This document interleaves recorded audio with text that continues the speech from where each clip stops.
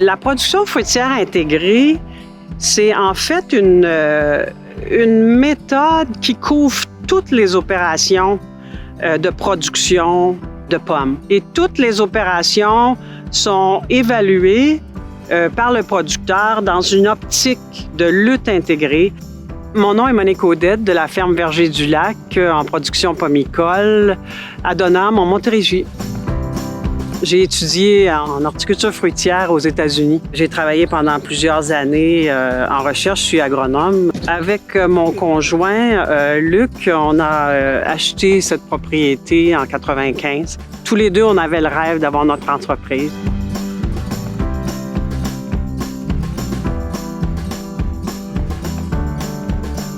Évidemment, on a planté des variétés qui sont adaptées au climat, résistants au froid, résistants aux maladies. Et c'est pas banal, le choix de ces cultivars-là. Ça a un impact sur la production fruitière intégrée parce qu'il y a des cultivars qui sont plus sensibles aux maladies que d'autres. Donc, ça a un impact au niveau de l'utilisation des fongicides. L'information nécessaire aux producteurs pour choisir, faire son choix de cultivar, apportée au Québec, entre autres, par le Récupom, qui met à l'essai les nouvelles variétés sous nos conditions climatiques.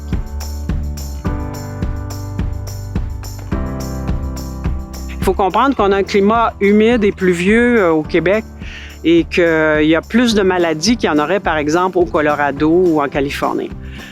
Donc, on a quand même besoin de cibler des interventions pesticides à l'occasion contre les ravageurs. Et des ravageurs, il y en a. Donc, le producteur doit utiliser différentes stratégies pour réduire l'impact de ces ravageurs. Il y a évidemment le dépistage.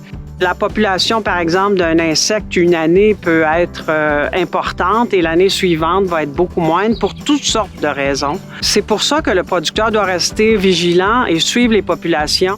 On sait qu'en deçà de telle quantité d'insectes, par exemple, dans le verger, on n'a pas besoin d'intervenir. On utilise depuis 2 ans la confusion sexuelle pour lutter contre le carpocaps de la pomme. Le carpocaps, c'est un papillon qui pond dans la pomme et qui détruit le fruit. On place des diffuseurs de phéromones. C'est le parfum de la femelle du carpocaps. Et il va y avoir tellement de parfum finalement que le mâle a de la difficulté à trouver la femelle.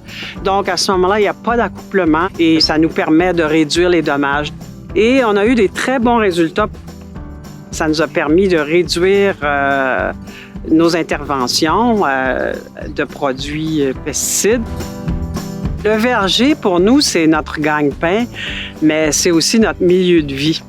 On habite littéralement dans le verger. Nos enfants ont grandi ici. Ils ont joué dans le verger, alors on a tout intérêt à ce que ça soit un milieu sain, en faisant très attention avec les interventions de pesticides, de choisir des produits qui ont de moindre impact et aussi de cibler la période d'intervention. On n'a pas à faire des interventions qui ne sont pas nécessaires. Donc, dans ce sens-là, on peut dire que oui, c'est le gros bon sens.